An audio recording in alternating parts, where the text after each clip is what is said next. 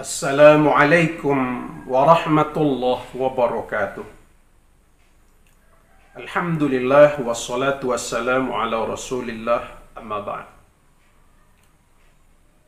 Kaum muslimin muslimat, para shaimin wassaimat dimanapun Anda berada, Alhamdulillah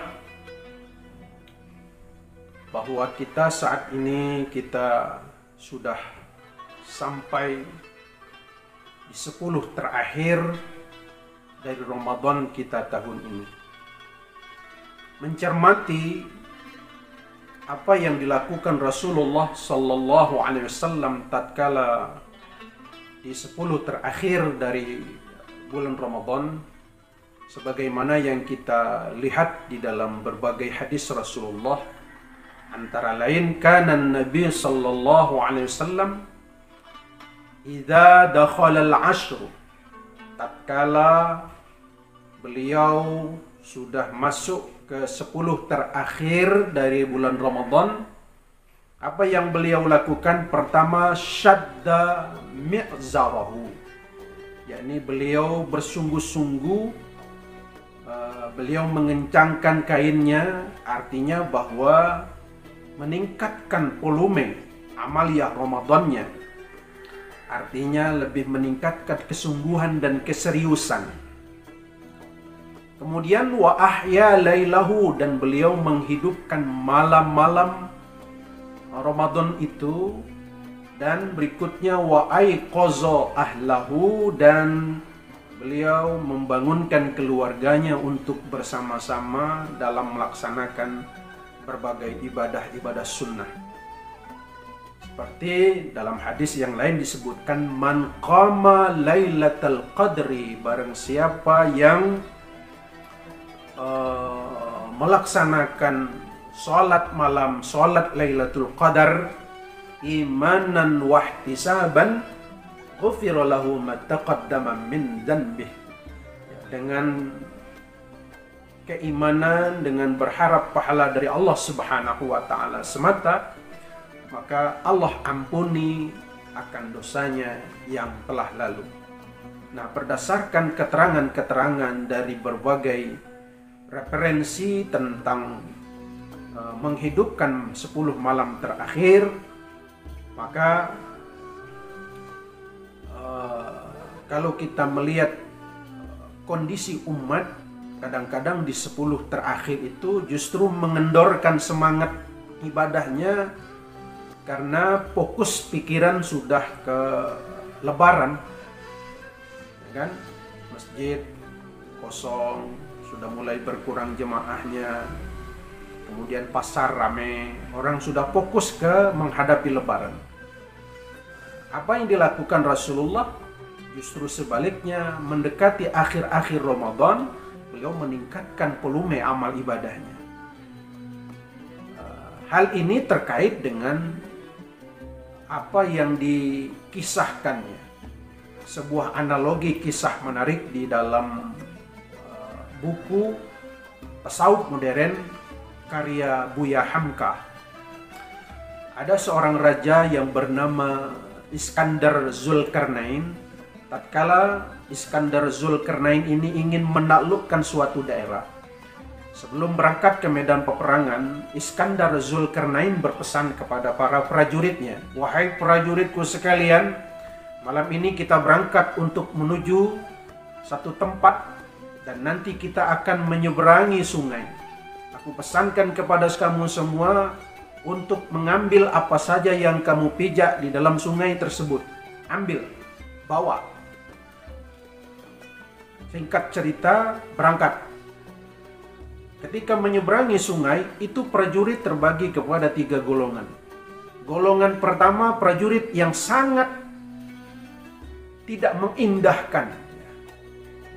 mengindahkan instruksi dan pesan dari pimpinannya, sehingga dia tidak mengambil apapun dari pesan yang dibawa, pesan yang diminta oleh pimpinannya. Apa yang dia pijak tidak diambil. Lalu ada kelompok kedua, mereka ini separuh-separuh. untuk menghormat pimpinannya, dia mengambil sebagian saja. Dia ambil lalu dimasukkan ke dalam tasnya. Ya.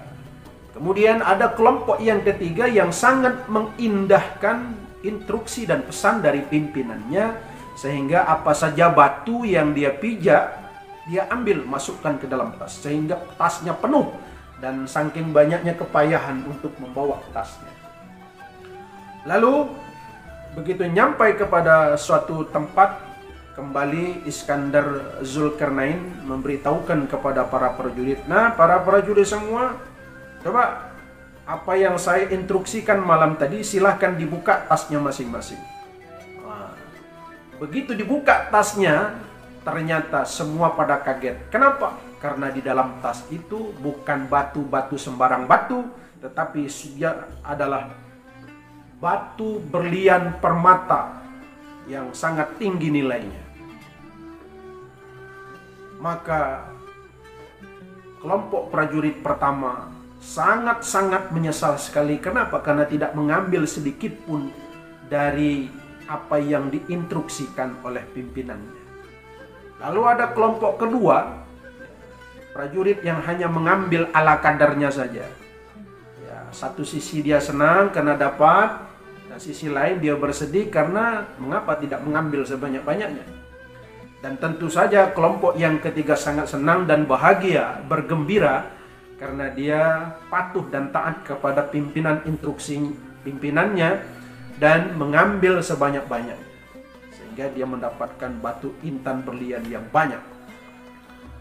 Nah, terkait dengan kisah ini, ya, beginilah gambaran kondisi umat manusia ketika menjalankan amaliyah Ramadan, terbagi kepada 3 kelompok manusia. Kelompok yang tidak mengindahkan nasihat, instruksi ya, dari Rasulullah, dari para ulama kita tentang keutamaan amaliyah Ramadan. Dia tidak mengambil sedikit pun keberkahan Ramadan. Ada lagi kelompok kedua setengah-setengah, puasa jalan terus.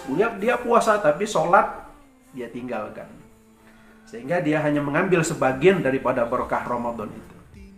Dan ada kelompok ketiga, orang yang sangat mengikuti ya, nasihat, pesan, ya, instruksi, ya, apa saja yang amaliyah Ramadan itu dia laksanakan dengan semangat dan sangat baik sekali, sehingga begitu keluar dari Ramadan dialah sebagai orang yang menang dan kembali kepada fitrah itu, karena dia banyak mendapatkan keberkahan Ramadan. Dari kisah ini dapat kita simpulkan bahwa kadangkala manusia dalam menjalani ibadah puasa ini ya hanya sekedar ikut-ikutan saja, dia tidak begitu memahami apa maksud dan tujuan daripada ibadah puasa itu sendiri. Dan dia lebih banyak bermain-main, sehingga dia begitu selesai Ramadan dia tidak mendapatkan apa-apa. Saudara, demikian kajian kita pada kesempatan ini. Terima kasih atas segala perhatian. Assalamualaikum warahmatullahi wabarakatuh.